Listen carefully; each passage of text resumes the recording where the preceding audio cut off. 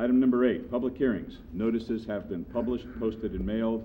We will hold the public hearing, waive the first reading, and introduce an ordinance of the City of San Bruno amending chapters 12.84, 12.96, 12.100, 12.108, 12.116, 12.120, 12.124, and 12.200 of Title 12, Land Use, of the San Bruno Municipal Code. Staff, please. Thank you, and good evening, Honorable Mayor and City Council. For approximately the last 20 years, the primary ordinance that's regulated single-family home additions and new homes has been Ordinance 1520 and is codified as Chapter 12-200 within the San Bruno Municipal Code. Overall, this ordinance has been very effective in what it set out to do, mainly to reduce the mass of homes and allow the public to have their input into larger additions and new homes that are being constructed into their neighborhood.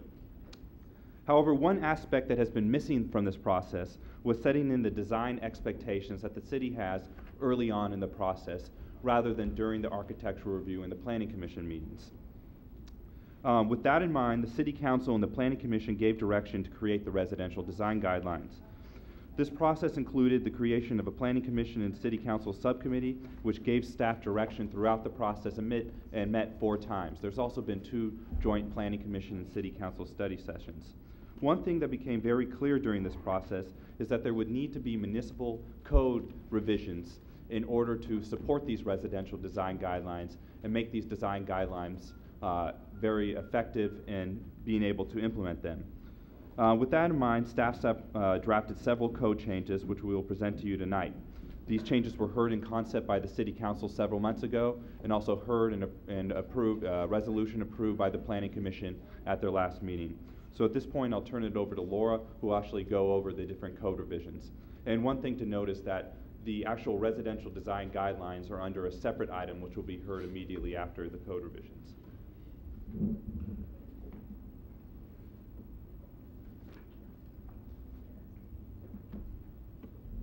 Thank you. Good evening, Mayor and members of the City Council. So again, the item before you is specifically the ordinance that would amend the municipal code to implement the residential design guidelines. These amendments are really specifically required for 2 reasons. Excuse me. First, to make sure that the municipal code and the residential design guidelines are consistent. And number 2, to make sure that the guidelines are enforceable, as we commonly say, so that they have some teeth to them. So I'll be presenting the proposed changes by theme.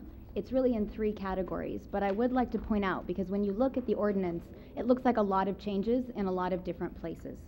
And that's because when you look at our municipal code, several of these requirements are listed in multiple places in the code. So staff has really done a thorough review of the code and found all of the places that need to be amended to be consistent. But just for simplicity tonight, I'll be presenting those in the kind of logical categories. So the first category is compliance with the guidelines. And so this is where we say what is required. And so in this case, what we're saying is that all new houses and any project that includes exterior alterations, and those things require a building permit. So if it meets all of those requirements, then those projects must be consistent with the basic design principles of the residential design guidelines. So that's really the hard and fast rule, must be compliant. So the way that we actually implement that is in 2 ways. If the project is going to be heard by the Architectural Review Committee, the Planning Commission, or by yourselves, by the City Council, and that's a discretionary review, then the approving body would have to make a finding of fact that the project conforms to the basic design principles. So the code amendment specifically says that for each of the different kinds of approvals that we have here in San Bruno.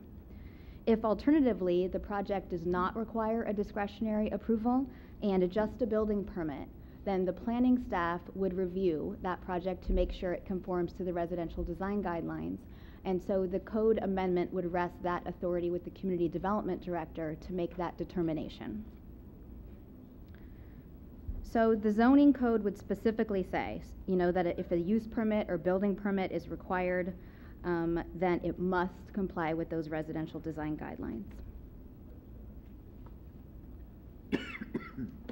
So the second category that we'd like to look at are parking requirements, and that's specifically for small new houses. So the proposed amendments would allow small houses if they're less than 1,825 square feet of living area, and that's a threshold that's in other places in our code, and that's why we've selected that.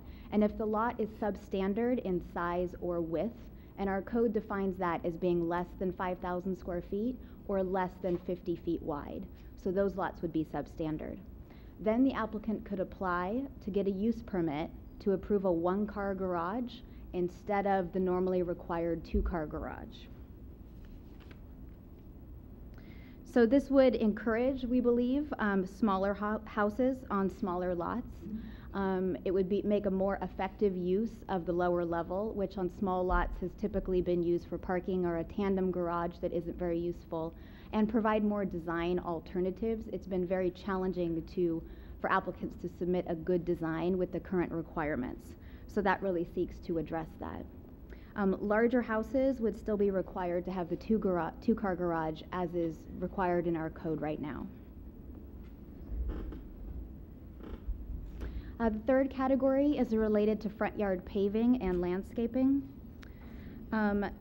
Based on the feedback from the City Council and also from the Planning Commission, we've really integrated quite a bit of changes and really developed this section quite a bit more since you reviewed it last and from our discussions.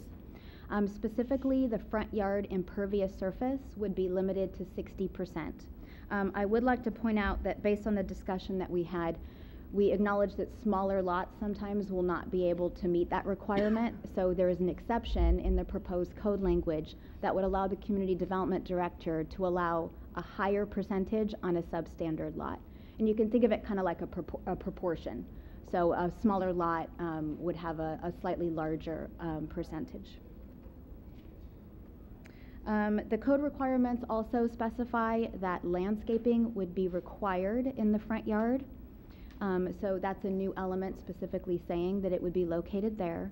The trigger for both of these requirements would be if the house is new or if there's an addition in floor area. And so after some considerable discussion, you may recall that we considered several different options for how we may want to implement landscaping and impervious surface. So after that consideration and after the legal review, staff does recommend this particular trigger of a new house or an increase in floor area because we feel it'll be the most practical to implement, consistent, and also legally very reasonable, and we can explain it to people very well. You'll also recall that there was a lot of discussion about the actual landscaping and what kinds of plants. And we'll be talking about that in a little bit more detail on the next item in regards to the guidelines themselves. So as Aaron mentioned, the Planning Commission did review these municipal code amendments and did pass a resolution recommending that you adopt the ordinance. If council supports the ordinance this evening, it would again, of course, come back to you for a second reading. And so that concludes the presentation of the municipal code amendments, and we'll have some more detail in regards to the guidelines, and I'd be happy to answer any questions. Okay. Before I open the public hearing, any questions of staff? Yes, if I could. I corresponded with staff earlier today, and my concern is I understand, and being on the committee, I understand the one-car garage requirement for new dwellings, but the wording states, if you can go back to that slide, it states you can have a one-car garage, you can propose a one-car garage if you have less than 1,825 square feet, and then you can apply for a use permit.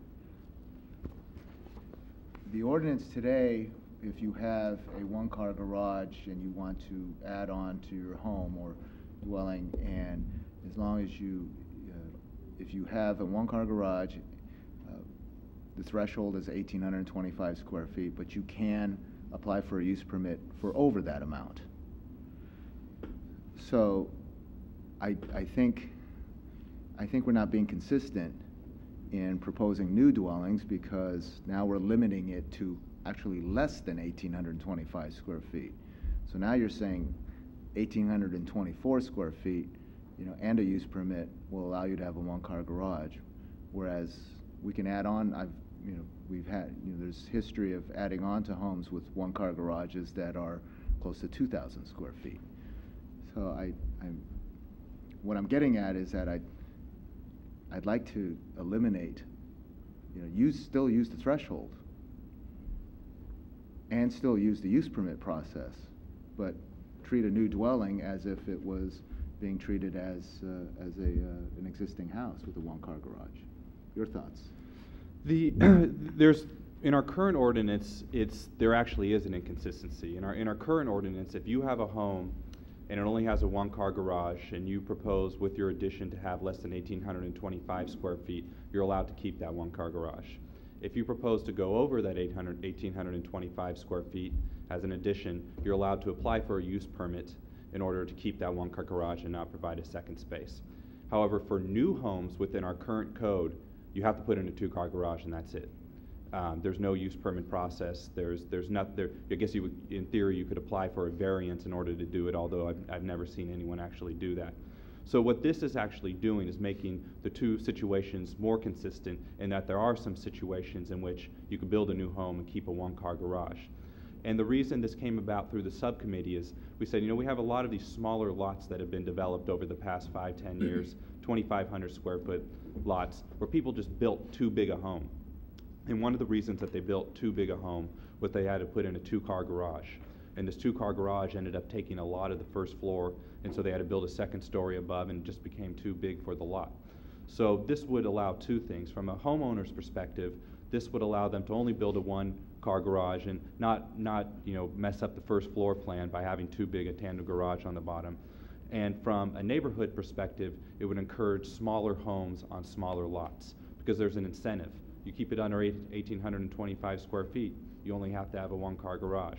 So I think that was the intent behind it, but although it clears up some of the inconsistency between a new home and an existing home, there still would be that inconsistency for larger ones, where if you had an existing home and wanted to add a big addition, you could go through a use permit process even if you're over the 1,825. My follow-up to that, if I could, is if you're going ahead and changing the municipal code, why even going through a use permit process then? If you're going to be that strict and say if you're under 1,825, why don't you just say that you can have a one-car garage? Why do you still have to go through a use permit? That's a good point. I think as we were developing this and talking to the subcommittee, you were on it. I think the thought was that, hey, this is a change, and this might be something to the neighborhood. But I agree. The strongest policy to encourage smaller homes on smaller lots would be, hey, you're allowed to have a one-car garage if you build it under 1,825. And I was on the feet. committee, and Yeah. and this is just reading it now. It was my assumption that there would still be a use permit process, and you would still have to qualify within the threshold area. But this is what I was caught by surprise knowing that it was going to be at that. The threshold is not a threshold anymore. It's a maximum. Yeah. It's a ceiling, and that you can't. 1,825 or 1,826, you would need a two-car garage. Any other questions to staff? Can you clarify? Thank you for your presentation, by the way. It was very clear, and you're right, it made a lot more sense to go through it your way than plowing through all this stuff, which I did anyway. But let me see if I'm getting this right. You're saying that you want to see for new homes, if they're building something that's 1,825 square feet or less, they just be by right allowed a one-car garage. And then if they want to build anything bigger than that, they have to go through a use permit process. Is that? Substandard lot, not a physical On a lot. substandard lot. Correct. Which is the first one, okay. That makes sense to me. I don't see anything inconsistent with it. Is By there? itself it is. Yeah, But without the use permit. the city is rampant of many substandard houses, not necessarily substandard lots, but substandard parking. And there are houses that are improved to, that cannot increase the parking. Not on new homes, though, on Not on new remodels. homes. So I'm just trying to say, why can't we have, if you're going to have a use permit process, why can't we have a similar use permit process for new dwellings as we do for existing dwellings? Okay, now I'm turned around. I mean, what if what if the perfect house is 1,900 square feet? Through the I chair. have to put a two-car garage. I think one solution to this might be that if we still want to incentivize building a smaller home on a smaller lot, is that we write the code in a way that says if you build under 1,825 square feet, it's allowed by right.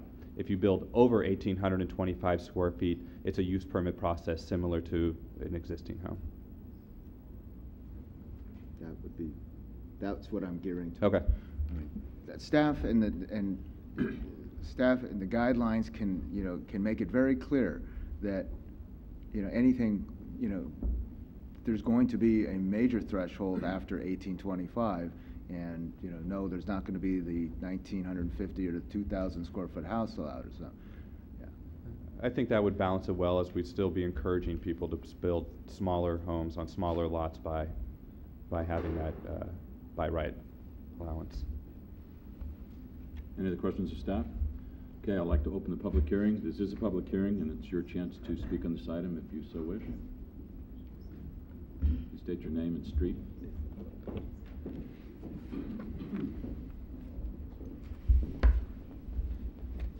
John Barrelier, North San Anselmo. At your last budget meeting, I recommended a cap on overtime. I went to pay my water bill last week. Excuse me, John? Yes. This is not public comment. An item's not on the agenda. Okay. This is just this particular item. So Okay, on this particular item, I was looking at that, and it doesn't say that you have to have a parking space at all. If you read it, it says requirements for new small new houses, and then you read it down, it doesn't say that you have to have a parking space at all. I know it's ridiculous, but shouldn't that be said? Shouldn't that be written? Suppose I go to build a new house, and I say, I don't want any parking in my garage. I don't have to have a garage. Do I have to have a garage? anything else? No, that's all. Okay. Staff? Yeah, this is just a bullet point summary. In the ordinance itself, it says that you must have a garage space. Okay. Anyone else from the public like to speak on this? All right, this is your last chance. If I close the public hearing, you won't get a chance to speak again. Move to close the public hearing. Second? Motion to close the public hearing. All in favor? Aye. Opposed? Okay, public hearing is closed. Any more discussion or action? Need to adopt the resolution? Or Waive the first reading first. Make a motion to waive the first reading. Second? Motion is second to waive the first reading. The question? Change? Yeah. With or without the change that the council was discussing earlier. I think Ken's second is on changing that, so. Okay. Well, it wasn't With clear. change. Okay. With the change. As Second. indicated earlier. Okay. All those in favor?